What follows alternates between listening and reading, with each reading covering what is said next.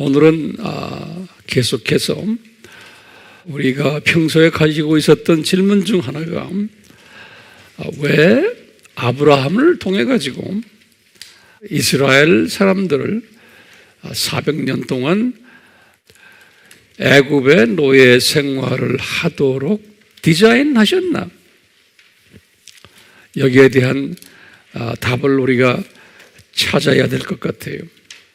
그리고 출애굽을 시킨 후에 왜 40년 동안 광야에서 살게 하셨나? 근데 신기하게도 아브라함에게 400년 동안 노예 생활을 한다고 하신 말씀, 이 말씀을 하실 때는 광야에서 40년 살 것은 말씀하지 않으셨어요. 그건 하나님의 아브라함에게 말씀하셨을 때의 그 디자인은 아니었어요. 그런데 40년을 살게 하신 거예요. 여기에 대한 질문도 우리가 던지면서 답을 또 오늘 찾으려고 그래요.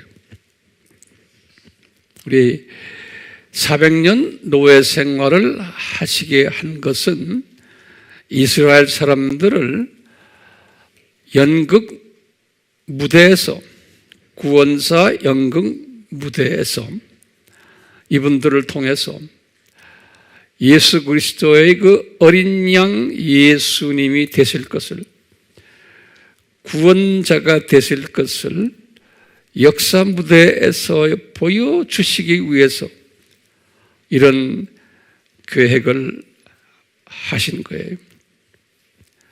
오늘은 그러한 부분보다도 왜 400년을 살게 하셨나? 왜 40년이 아니고 또는 40일이 아니고 왜 400년을 살게 하셨나? 여기에 대한 우리가 답을 찾아야 돼요. 또 왜 40년 광야 생활을 하게 하셨나? 이것도 우리가 답을 찾아야 돼요. 자, 우리가 지난 시간에 이스라엘 사람들이 출애굽한 후에 3개월 되었을 때 이분들이 금송아지를 섬긴 이야기를 우리가 공부했어요.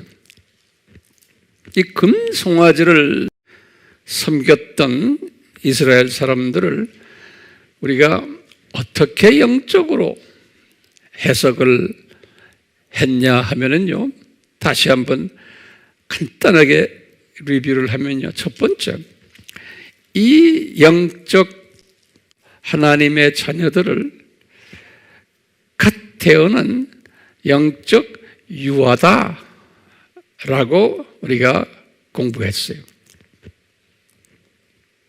두 번째는 이분들은 완전 애굽화된 하나님의 자녀들이다. 다시 말하면 세상 사람들이다. 그런데 하나님의 자녀들이다. 세 번째로는 이분들이 하나님의 자녀들인데 애굽 신을 아피스 신이죠. 아피스 신을 숭배했던 하나님의 자녀들이다. 네 번째로는 이분들은 아피스 송아지를 여호와 하나님과 동일시했던 하나님의 자녀들이. 다섯 번째로 이분들은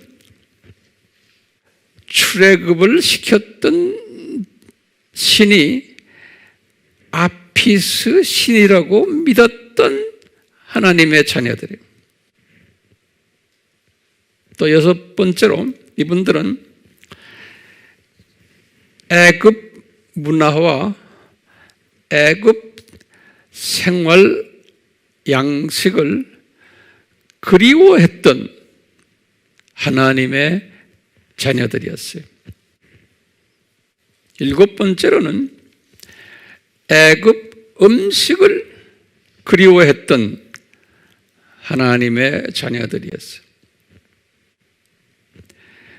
8번째로는 이분들은 가나안으로 들어갈 소망을 가지지 않았던 하나님의 자녀들이었어요. 거기에 들어갈 꿈도 꾸지 않았던 하나님의 자녀들이었어요. 9번째로는 만약에 지름길로 가나안으로 행했다면은 팔레스타인 사람들이 무서워가지고 애굽으로 귀환하려고 했던 하나님의 자녀들이었어요. 10번째로 전투력이 없는 영적 유아들이었어요. 그 다음에 11번째로 이분들은 아브라함의 계약에서 40년 광야라는 말이 없는데 그곳에서 사는 하나님의 자녀들이 40년 광야에 살 것이라고 아브라함이 예언하지 않았는데 그곳에서 사는 하나님의 자녀들이 12번째로 마지막에 이분들은 어린 양 예수님의 피로 인해서 옛것이 다시 말하면 애굽 시민권이에요. 옛것이 사라지고 새것 천국 시민으로 태어난 새 피조물들이에요. 고린도후서 5장 17절에 새 피조물들이. 그래서 이제 바울이 고린도 교인들에게 그랬어요. 우리는 이제는 옛것이 사라지고 이제 새 것으로 받은 새 피조물들이다 그랬어요. 자, 그런데 이 새 피조물들이 되었는데 이 사람들은 애굽화된 새 피조물들이에요. 이 단어를 제가 오늘 강조할 거예요. 애굽화된 새 피조물들이에요. 자, 그럼 우리 질문이 왜 이분들이 애굽화된 새 피조물들이 되었을까? 여기 이제 질문이에요. 이 질문을 꼭 노트에다 적으세요. 왜 애굽화된 새 피조물들이 되었을까? 그러면요, 답이 뭐냐면 이분들 조상들이 400년 동안 애굽에서 살았기 때문에 그러는 거예요. 400년 동안. 40년만 살아도 이렇게 안 됐을 텐데 400년을 조상들이 이렇게 살았기 때문에 이분들이 족속은 이스라엘 족속이지만 완전히 애굽화된 이스라엘 사람들이 되어버린 거예요. 그렇기 때문에 이분들의 조상들이었던 아브라함, 이삭, 야곱, 요셉까지 요 네 분이 섬겼던 여호와 하나님을 다 잊어버렸던 사람들이. 왜? 요셉이 죽은 후에는 완전히 애굽화되어 버린 거예요. 그래서 우리 조상들이 섬겼던 그 신이 아피스 금송아지 신이었다라고 생각했던 사람들이. 그렇기 때문에 자기네 종교를, 오리지널 종교를 다 상실받았던 사람들로 우리가 보면 되겠어요. 그러면 우리가 이제 심각한 질문이 하나 있어요. 하나님이 무슨 목적으로 이 사람들을, 하나님의 자녀들을 400년 긴 세월 애굽으로 던지셨나? 무슨 목적으로? 그러면 우리가 지레 짐작할 수 있어요. 아하, 이 사람들을 완전 애굽 사람들로 만들기 위해서 그러셨구나. 여기 오늘 제가 여러분들과 이제 짚고 넘어가는 중요한 이유예요. 하나님의 자녀들을 완전히 애굽 사람으로 만들려고 그렇게 하셨구나. 그래서 400년을 던지셨구나. 10년, 20년도 아니고 100년도 아니고 400년. 예. 그렇기 때문에요, 이 하나님의 자녀들을 완전 애굽 사람으로 만드는 이 일, 여기에는 엄청난 비밀이 숨겨져 있는 거예요. 예. 애굽이라는 것은 이 세상을 우리 이야기하잖아요. 그렇기 때문에 하나님의 자녀가 되기 전에, 구원받기 전에, 이 사람들이 구원받기 전에 400년 동안 이 사람들이 애굽화가 된 거예요. 지금 갓 출애굽을 한 사람들도 400년은 아니지만 자기네가 태어났을 때 애굽 사람이 된 거예요. 애굽에서 태어났을 때. 그러다가 이제 어린 양의 보혈에 의해서 이제는 하나님의 자녀가 된 거예요. 근데 애굽화된 하나님의 자녀가 된 거예요. 이제 보면은 우리 아브라함도 보면은 75년을 애굽화된 하나님의 종이었어요. 가나안 땅에 들어가기 전까지 이 사람은 애굽화된 사람이었어요. 바벨론 종교를 믿었던 사람. 그렇죠? 모세를 봐도 똑같아요. 80년 동안 애굽화됐던 하나님의 종이었어요. 그러니까 나머지 40년을 하나님의 종으로 사용받은 거예요. 구원받고. 그렇죠? 우리 예수님의 제자들도 봐도요, 그분들이 예수님 만나기 전에는 애굽화된 사람들이, 세상 사람들이었어요.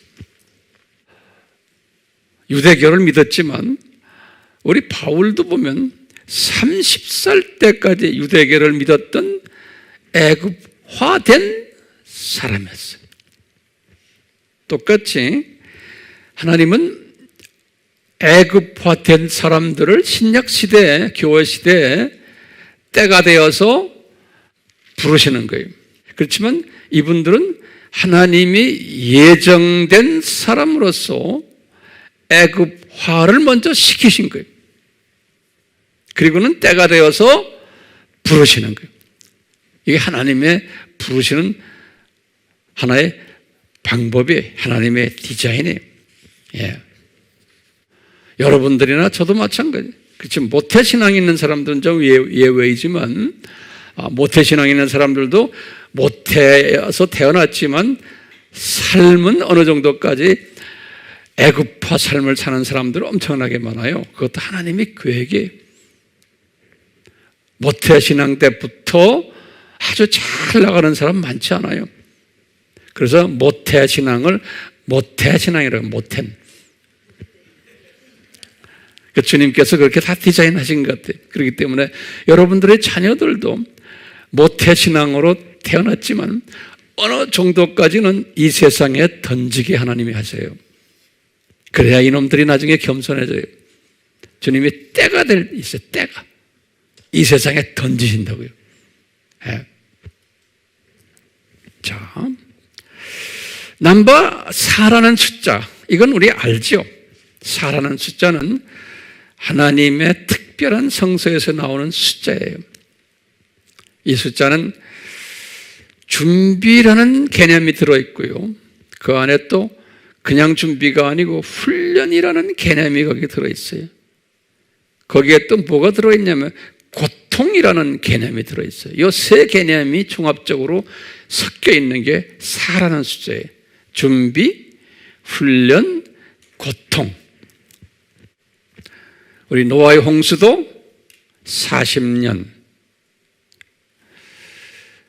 애굽에 지금 400년, 광야 생활 40년.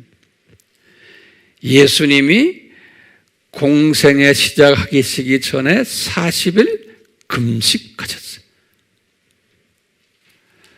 예수님께서 부활하시고 승천하시기까지 40일을 이 세상에서 사셨어요. 그러시면서 예수님의 하나님의 아들 되심을 증거하시고 그 40일 동안 또 제자들에게 5번 지상 사명을 주셨어요. 그 4라는 숫자가 그래요. 그러면요, 지금부터 한번 잘 들어보세요. 우리 질문이, 항상 질문이, 왜 이스라엘 사람들을 완전히 애굽화 시키시려고 하셨나? 왜 그래서 애굽화 시키셨나? 그러면요, 이것은 창조 목적 학교의 교육 커리큘럼 중 하나이기 때문에 그래요. 창조 목적 학교의 교육 커리큘럼이, 그 교육 커리큘럼에 의하면은 하나님의 예정된 자들을 먼저 애굽으로 던져가지고 애굽화를 먼저 시키세요. 완전 애굽화를 시키신 다음에 거기서 이제 때가 되면, 하나님의 때가 되면 끄집어내시는, 이것이 창조 목적 학교의 교육 프로그램이에요.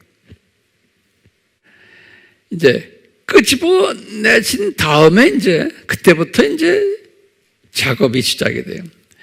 끄집어냈는데 이제 교회에 들어왔어요. 지금 광야에 들어왔는데 이 애굽화에 완전히 젖어 있기 때문에 그것을 하나하나 때를 베껴줘야 돼요. 애굽화 탈피 작업을 해줘야 돼요. 이 말은 뭐냐면요, 이제 예수님 닮아가기 위한 작업이에요. 예수화 작업이에요. 예수님의 성품을 닮아가는 이 성화 작업이 시작이 되는 거예요. 애굽의 때를 벗어야지만 성화가 되는 거예요. 그 다음에 이분들은 아직도 애굽 생각하고 있기 때문에 가나안에 들어갈 마음이 없는 거예요. 다시 말하면 천국에 들어갈 마음이 없는 거예요. 그러니까 천국 시민화 작업을 시켜줘야 되는 거예요. 다른 말로 표현하면 가나안이 두 의미가 있죠. 에덴, 옛 에덴, 천국이라는 의미가 있고, 두 번째는 뭐예요? 복음화를 해야 되는 이 세상. 기억나시죠? 이 두 생각을 항상 같이 가지고 계셔야 돼요. 이 지금 애굽의 물을 들은 사람들은 가나안을 정복할 비전이 없는 사람들이에요. 다시 말하면 가나안 정복한다는 것은 세계 복음화예요. 그 안에 들어있는 애굽 사람들이, 사탄의 자녀들, 그리고 그 안에 하나님의 자녀들도 숨겨져 있어요. 이 사탄의 자녀들 속에 잡혀있는 하나님의 자녀들을 뽑아오는 세계 복음화예요. 여기에 관심이 없는 사람들이에요. 그런 사람들에게 관심을 가지도록 때를 베끼는 거예요. 애굽의 그 때를 베끼는 작업이 이제 시작되는 거예요. 광야의 삶이. 그런데 애굽화된 하나님의 자녀들이 지금 광야로 들어왔는데, 다시 말하면 구원받았는데, 이 애굽의 때를, 애굽의 문화를 탈피시키는 데는 새 피조물이 되었지만 한꺼번에 안 되는 거예요. 이게 한참 시간이 걸리는 거예요. 우리가 새 피조물이 되는 것은 단번에 됐어요. 예수님의 보혈로 단번에 새 피조물이 되는 것은 한 번에 됐는데 이 새 피조물이 성화되는 데는 수 없는 과정을 겪어야 되는 거예요. 시간 많이 걸리는 거예요. 그래서 이것은 누가 도와줘야 되느냐면 성령님이 도와주셔야 되고, 그 다음에 하나님의 말씀이 도와주셔야 돼요. 이 때를 베끼는데, 이건 굉장히 중요한 개념이에요. 애굽화된 사람을 때를 베끼는 데는 누가 도와줘야 돼요? 성령님의 물로 씻으심이 있어야 되고, 그 다음에 하나님의 말씀에 검이 들어가서 도려내야 되는 거예요. 그리고는 하나님의 말씀에 그 영양소가 들어가서 생명의 빵, 영양소가 들어가서 성장시켜주는 이런 것이 반드시 필요한 거예요. 이 때를 베끼려면. 그런데 이것이 하루아침에 안 되는 거예요. 하루아침에 안 돼요. 그런데 이 출애굽 사건과 광야와 가나안의 이 사건을 이스라엘 사람들의 역사 속에서 보여주시면서 우리에게 뭘 가르치시냐면, 그 역사 속에서 뭘 하냐면 앞으로 신약 시대에 하나님의 자녀들이 어떻게 영적으로 성장될 것인가를 보여주는 하나의 그 바로메터예요. 하나의 그림자예요.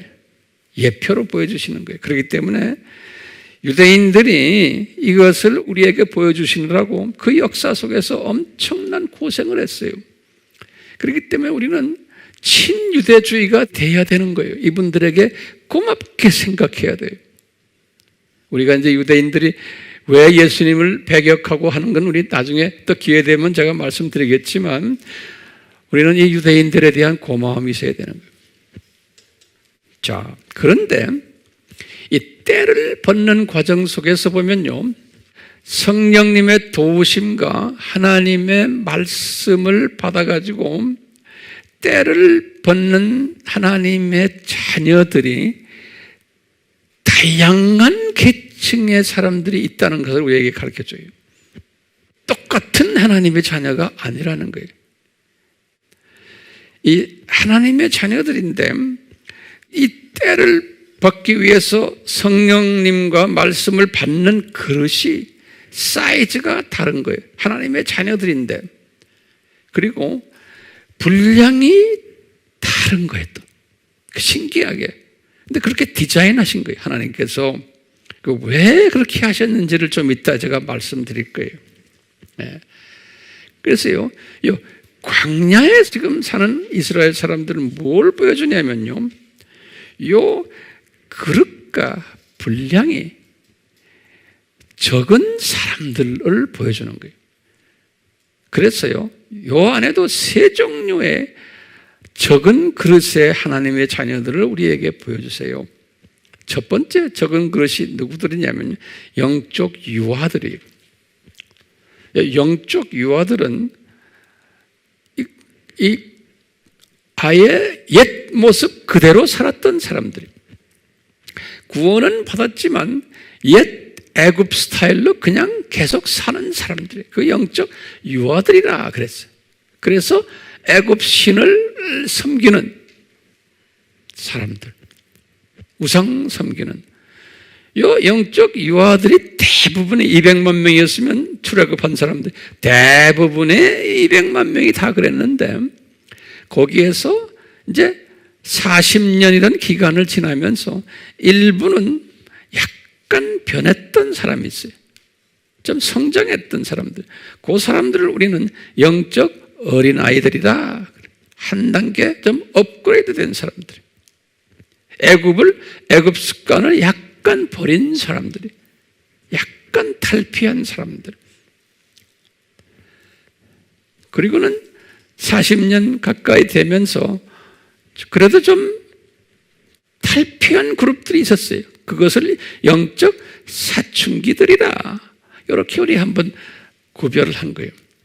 그렇지만 영적 사춘기 사람들도 아직도 애굽 스타일로 사는 사람들이 교회에 들어와서 모든 사고방식이 애굽 스타일이에요.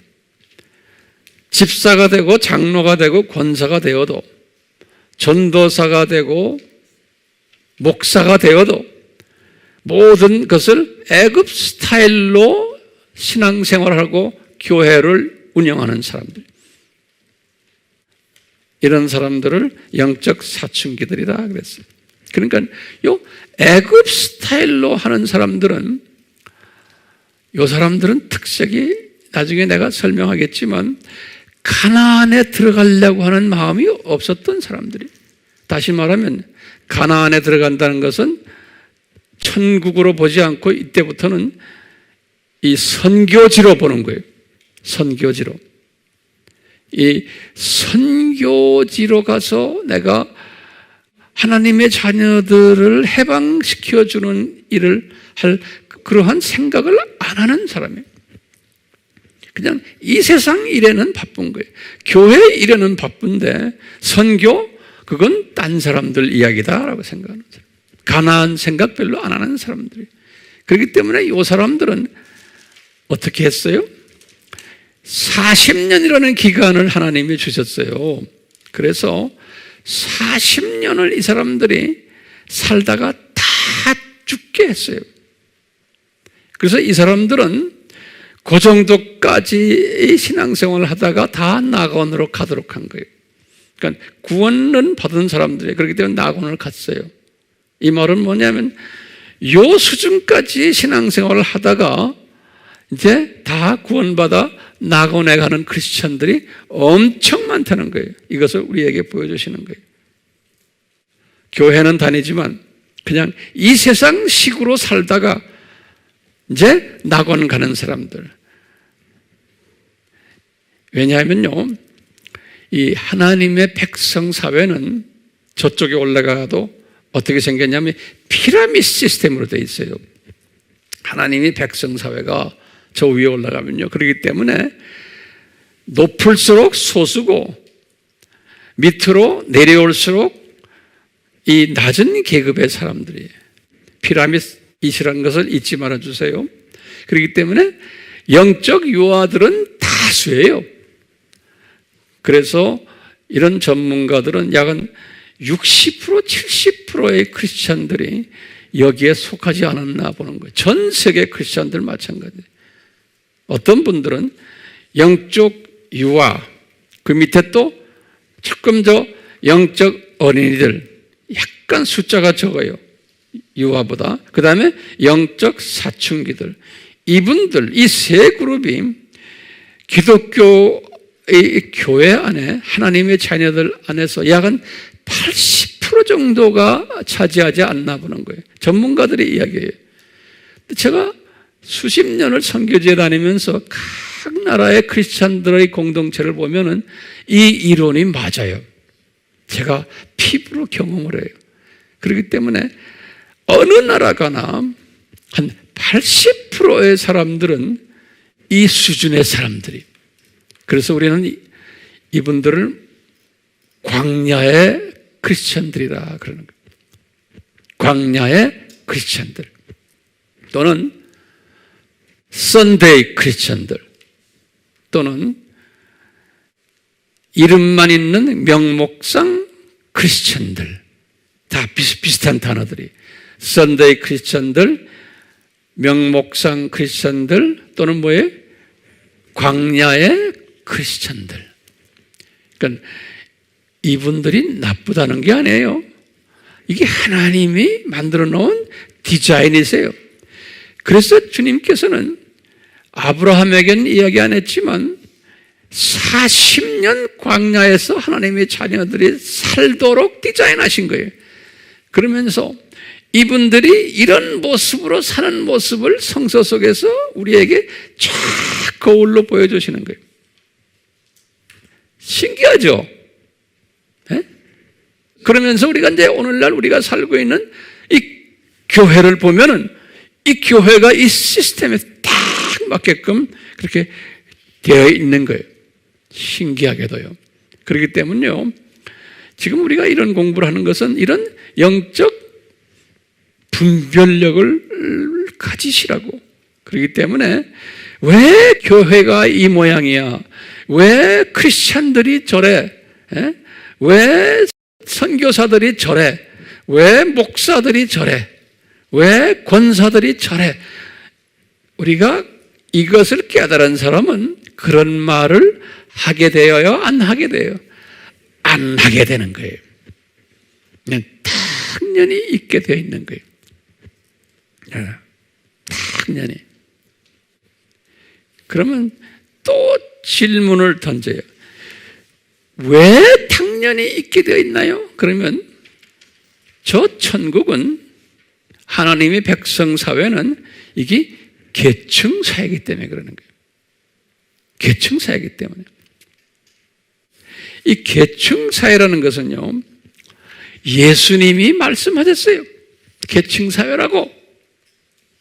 성경 구절을 드릴게요.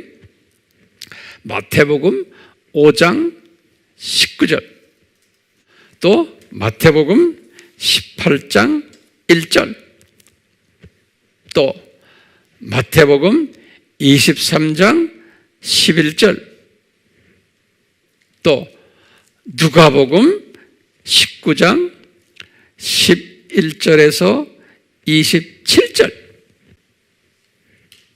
또 바울이 깨달은 게 있어요. 바울이 계층사회라는 것을 고린도전서 15장 41절, 또 디모데후서 2장 20절에서 21절이에요. 그뿐 아니라 바울은 뭘 깨달았냐면, 저 위에 올라가면은 저 사회는 이 가나안에서 전투하는 사람은, 가나안에서 전투하는 사람은 상급이 있다는 것을 깨달은 거예요. 다시 말하면 이 전도 많이 하고 선교를 하면서 하나님의 자녀들을 섬겼던 사람들은 상급이 있다는 것을요. 그랬어요. 바울은 그 상급의 대표적인 것이 면류관이에요. 썩지 않는 면류관, 고린도 전서 9장 25절. 기쁨의 면류관, 빌립보서 4장 1절, 데살로니가 전서 2장 19절. 기쁨의 면류관, 의의 면류관, 디모데후서 4장 8절. 영광의 면류관, 베드로전서 5장 4절. 베드로가 말한 거예요. 마지막 하나는 야고보예요. 요한도 그랬어요. 생명의 면류관, 야고보서 1장 12절, 또는 요한이 요한계시록 2장 10절. 다시 말하면 이 면류관을 바울이 3개를 말하고, 베드로가 하나를 말하고, 야고보와 요한이 또 하나씩 말했어요. 네. 그러니까 이 광야의 스토리, 가나안의 스토리를 보면서 우리가 아하, 저 세계는 그 계층 사회라는 것을 보여주시기 위해서 이 이스라엘 사람들을 연극 무대에 세워가지고 광야 40년 살게 하고, 또 가나안 땅에 들어가서 가나안을 정복하는 스토리를 주셨던 것이에요. 근데도 신기하게요, 이 광야에 살았던 사람들 중에서 다 애굽 출신, 애굽 물에 물었던 그 출신들은 다 광야에서 다 죽게 하시고 가나안에 못 들어가게 하셨는데, 그런데 그 안에 딱 대표적으로 애굽에서 태어난 사람 중에 가나안 들어간 사람이 우리 알다시피 갈렙과 여호수아예요. 이 사람들은 도대체 누군가?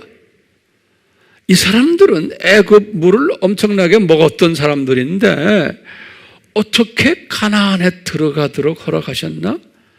근데 이분들이 자기네 노력에 의해서 한 것도 아니고 정탐으로 갔다가 이분들은 성령님의 감화 감동이 분명히 임했기 때문에 이 하나님의 은혜가 임했기 때문에 이분들이 가나안 정복의 꿈을 가졌던 것 같아요.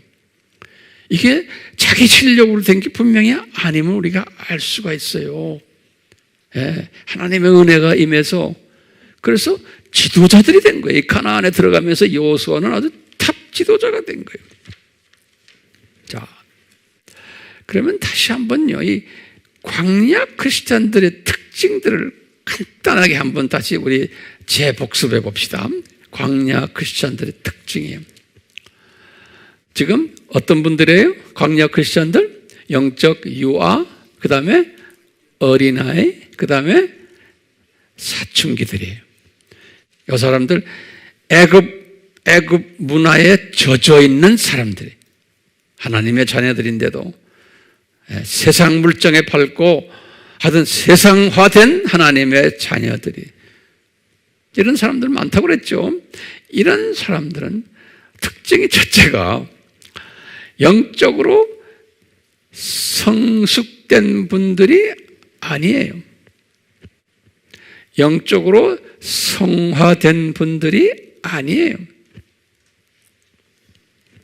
두 번째는 애굽 문화의 지배를 당하는 분들이 교회를 다니지만 애굽 문화의 지배를 당하면서 그 지배하에서 교회를 운영하는 사람들이 애굽식으로. 세 번째는 이 성령님과 말씀을 가까이 하지를 않는 분들이 듣기는 듣는데 다시 말하면 이 생수의 목마름과 영의 양식의 배고픔이 없는 분들이 마태복음 5장 6절이 네 번째는 어떤 분들인가? 이분들은 어리기 때문에 군대 징집 연령이 아니에요. 그렇기 때문에 군인 자격이 없는 사람들이에요. 전투력이 없어요. 그 가나안에 들어갈 의지도 없는 사람들이에요. 강한 군인이 오면 도망가는 사람들이에요. 여러분들의 특징이 군대 징집 연령이 아니라는 거예요. 영적으로. 그 다음에 특징이요. 이러기 때문에 이분들은 어리기 때문에 여호와를 경외하지를 않아요.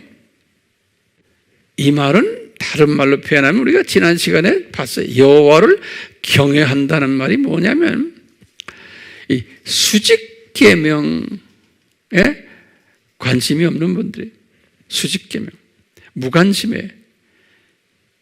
이 수직 계명에 순종도 안 해요.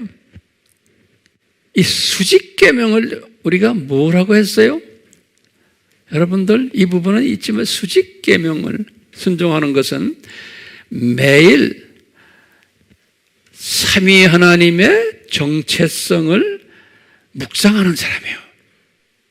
지금 그거 하고 계세요? 예? 삼위 하나님의 정체성을 막 매일매일 묵상하는 사람들이 이 묵상하다 보면 엄청난 영적 파워가 들어와요. 지혜가 들어오고 지식이 들어오고 삼위 하나님의 정체성을 묵상하는 것과 그 다음에 뭐예요? 나의 정체성을 묵상하는 사람이에요. 이 사람이 수직 계명에 순응하는 사람이에요. 그 다음에 수평 계명에 자연히 순응하게 되어 있어요. 수직을 하는 사람은 다시 말하면 이 수평계명은 하나님 자녀들끼리 서로 배려해주고 사랑해주라 그랬어요. 그런데 이 광야의 수준의 크리스찬들은 수직 계명을 안 하기 때문에 수평 계명도 안 하게 돼 있어요. 그런데 이분들은 인간적인 차원에서 수평 계명을 해요. 인간적인 차원에서 수평 계명한다는 말은 뭔가 하면 자기 칭찬받으려고 수평 계명하는 거예요. 이 순서대로 하는 사람은 이 수평 계명을 할 때 자기 영광 받기 위해서 하지 않아요. 하나님의 영광을 위해서 하는 거예요. 여기에서 엄청난 차이가 있어요. 그래서 이 수평 계명을 하는 사람은 자연히 따라오는 게 뭐냐면 지상 사명에 순종하게 되어 있어요. 전도와 선교에 이 순서가 있어요. 이 순서를 바꿔놓으면 자기 영광을 찾는 거 돼버려요. 다시 말하면 이 광야 기독교인들은 하나님을 경외를 하지를 않는 크리스찬들이에요. 다른 말로 표현하면 수직, 수평, 지상 사명을 순서대로 하지 않는 사람들이에요. 그렇기 때문에 이런 사람을 하나님이 많이 디자인해 놨어요. 이런 사람들을. 왜 이렇게 이런 사람들을 많이 디자인해 놨나? 하나님의 자녀들인데 저 천국에 올라가면은 이 계층사이기 때문에 이 사람들을 낮은 계급에다 집어넣기 위해서 그런 거예요. 예. 일반 하나님의 백성들로 만들려고 그러는 거예요. 그렇다고 해서 하나님의 사랑이 덜한 것은 아니에요. 하나님이 이분들 다 사랑하세요. 그렇다고 높은 계급에 올라간 사람들이 교만 떨어라고 하는 건 이 사람들을 사랑해 줘야만 되는 거예요. 잘 가이드해 주고. 그러니까 천국 사회는 사랑의 공동체예요. 그러니까 이분들이 일반 백성들이기 때문에 할 일이 더 많은 사람들이에요. 천국에 올라가면. 네.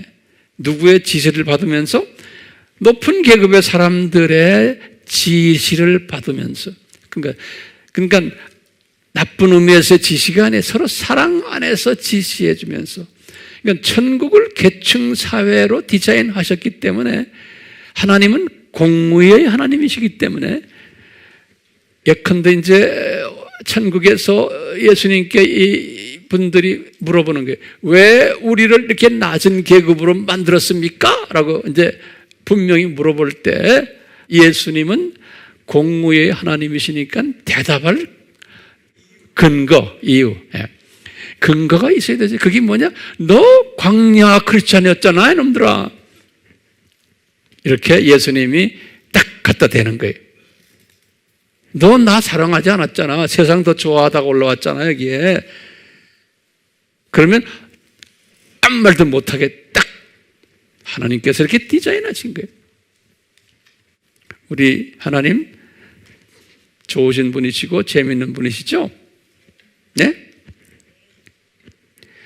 이것을 위해서 이스라엘 사람들을 선정해가지고 이것을 위해서 하나님께서 아브라함을 부르셔가지고 아브라함이 헤브론에 딱 도착했을 때 기가 막힌 아브라함의 계약을 쫙 설명해 준 거예요. 아브라함아, 예수님께서, 여호와께서, 어떤 분은 어떻게 여호와가 예수님입니까? 라고 물어보는 사람이 있어요. 그건 나중에 때가 되면 제가 설명해 드릴게요. 자, 다시 말해요. 이 예수님이 아브라함에게 얘야, 장차 그 당시에는 이삭도 태어나지 않았을 때 장차 이 후손들이 애굽에 가서 400년 동안 노예 생활을 하다가 이 땅으로 오리라, 이 땅으로, 가나안 땅으로 오리라 그랬는데 이 속에는, 예수님의 마음속에는 이 시스템을 지금 디자인하시고는 지금까지 제가 설명한 시스템을 디자인하시고는 이것을 이루시기 위해서 아브라함의 후손들을 눈높이로 역사 속에서 실제로 뛰게 하시는 거예요. 그래가지고 역사에서 이 증거로 나타나게 하셔서 이제 신약 때 하나님의 자녀들이 그것을 보고서는 깨닫게 하기 위해서. 그러니까 다시 한번 정리하면요, 이 천국 사회는 첫 번째 계층 사회다. 두 번째는 상급을 주는 사회다. 세 번째는 피라미드 시스템 사회다. 네 번째는 사랑의 사회다. 다섯 번째는 창조 목적 파트너들이, 하나님의 자녀들이 창조 목적 파트너들이 모인 사회다. 각자가 주어진 영광이 다르고 직책이 다르고 기능이 다르고 분량이 다르요. 그릇이 다른 거예요. 그러니까 어떤 사람이 높은 계층의 사람이 될까라면 애굽의 때를 얼마나 벗겨졌냐의 기준을 삼으신 것 같아요. 애굽화된 것을, 하나님의 자녀들이 애굽화된 것이 어느 정도 벗겨졌느냐? 다시 말하면 얼마나 성화됐느냐? 얼마나 예수님을 닮아가느냐에 따라서 이 계급이 설정되는 것 같아요. 그렇기 때문에 40년 광야에 살았던 사람들은 여기에서 아주 부족했던 사람들이, 그러니까 80%의 기독교인들은 교회 시대에서 이 부분에서 부족한 사람들이 살고 있게끔 디자인하신 거예요. 교회가 그런 곳이라는 것은. 그렇기 때문에요, 이 높은 계급에 들어온 사람들, 다시 말하면 가나안을 정복한 사람들은 영적 청년들, 그 안에도 계층이 있죠. 영적 아들들, 영적 아버지들. 이제 요 사람들은 그래도 지배 계급에 있는 사람들이에요. 요 사람들은 하나님을 경외하는 사람들이에요. 요 사람들은. 그렇기 때문에 요 사람들은 천국에 올라가서도 그렇지만 이 세상에 살면서 요 광야 기독교인들을 어떻게 우리가 다루어야 돼요? 우리가 이 사람들을 우리가 잘 섬겨줘야 되는 거예요. 이 광야 기독교인들, 이분들을 우리가 잘 이끌어줘야 되는 거예요. 왜? 저 위에 올라가면 우리가 똑같이 그렇게 해야 돼요. 그 시스템에 그대로 위에 올라가서 진행되기 때문에 영적 유아들을 우리가 잘 케어해주고, 영적 유아들이 이런 불평을 하면 그냥 안아주고 배려해주고, 영적 어린아이들도 마찬가지고 영적 사춘기들 우리가 잘 이렇게 분별력을 가지고서 이분들을 우리가 잘 이끌어주고 사랑해주고, 또 이분들이 그 안에서 성장해서 나중에는 이 사춘기들이 여호수아와 갈렙처럼 가나안으로 들어갈 수 있는 그쪽으로 옮겨질 수 있도록 우리가 이끌어주고 가르쳐주고, 그래서 우리가 셀 모임을 하고, 그래서 우리가 지금 아바 공부를 하고 그러잖아요. 제자화하고, 이것을 우리가 하는 거예요. 그렇기 때문에요, 우리 마음에 안 찬다고 해서 영적인 어린 사람들을 꾸짖거나 비난하면 안 되죠. 얕봐도 안 되고 비웃지도 말아야 되고, 그렇지만 사랑의 마음으로 깨달아라고 항상 이렇게 해주고, 깨어나라고 말도 해주고, 좀 더 변해라 라고도 우리가 사랑의 경고를 해줄 수 있어요. 우리는 이런 걸 하면서 우리는 뭐 해야 돼요? 우리가 이런 걸 하면서 이분들이 성장해가지고 영적 가나안에 들어가서 이 선교 파트너가 되도록 키워주는 일을 우리가 해야 되는 거예요.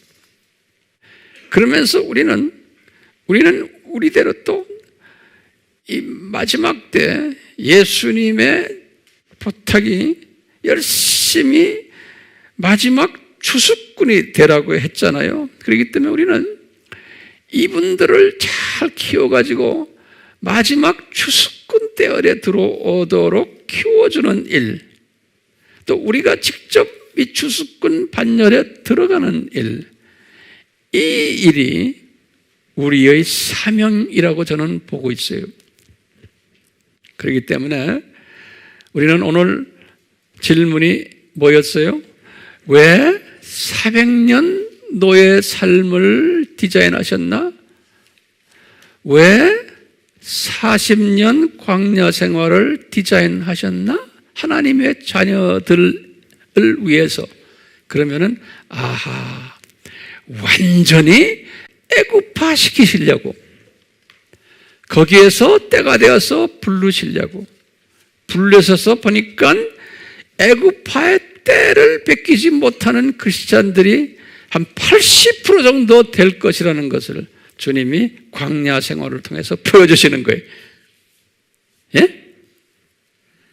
그런데 그 안에도 또 계층이 있음을 보여주시는 거예요. 그분들은 그런 삶을 살다가, 다시 말하면 선교에도 관심이 없고 성화에도 관심이 없고 그냥 열심히 이 세상에서 열심히 살다가 천국 가는 그룹들이 대부분이라는 것을 우리가 깨닫게 되는 거예요.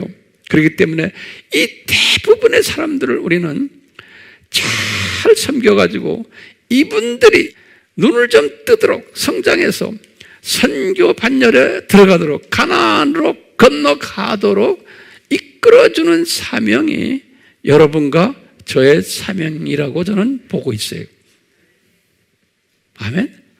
예, 그러니까 400년, 40년 이것을 오늘 말씀과 함께 깊이 묵상하시기를 예수님의 이름으로 축원합니다. 아멘. 그러니까 우리는 빛의 사자가 돼야 돼. 빛의 사자가. 예. 그래서 오늘 찬송을 제가 그렇게 정했어요. 빛의 사자들이요. 우리 영상으로 보는 여러분들, 우리는 빛의 사자들 안에, 다시 말하면 가나안에 이미 들어간 사람들이에요. 예, 그렇기 때문에 가나안에서 이 세상을, 어두움을 쫓아내고 그 가나안의 땅을 점령하는 사람들인 거예요. 거기에 숨겨져 있는 하나님의 자녀들을 뽑아내는 일을 하는 사람들인 거예요. 예수님, 저희들 은혜 계속 베풀어 주셔서 이 가나안 군사들이 되도록 은혜 주시고, 우리가 가나안 군사가 되었다고 해서 광야의 크리스찬들을 무시하거나 얕보거나 그러지 않고 이분들을 잘 케어하는 그러한 큰 그릇을 가진 하나님의 자녀들이 되도록 은혜 베풀어 주시옵소서. 예수님의 이름으로 기도드리옵나이다. 아멘.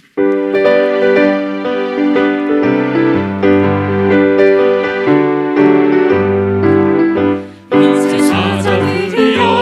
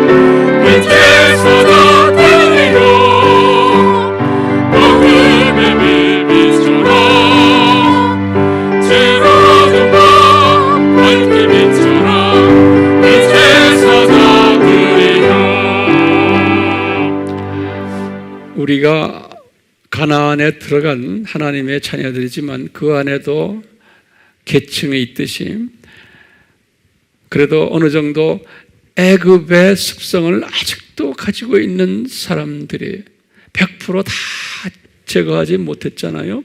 그렇기 때문에 우리가 이 빛의 사자의 역할을 하면은 성령님께서 내 속에 붙어 있는 애굽적인 모든 것들을 이렇게 씻어 주신다고 저는 믿어요. 그렇기 때문에 이 빛의 사자의 역할을 해보세요. 지금 하고 계시잖아요. 열심히 외치다 보면은 이 애굽화된 애굽 사고를 자꾸 이렇게 덜어주세요. 덜어주세요. 성화시켜주세요. 우리 예수 그리스도의 은혜가, 아버지의 사랑이, 성령님의 강권적인 애굽파를 씻으시는 능력이 우리에게 임하기를, 항상 임하기를, 계속적으로 임하기를 축원하옵나이다. 아멘.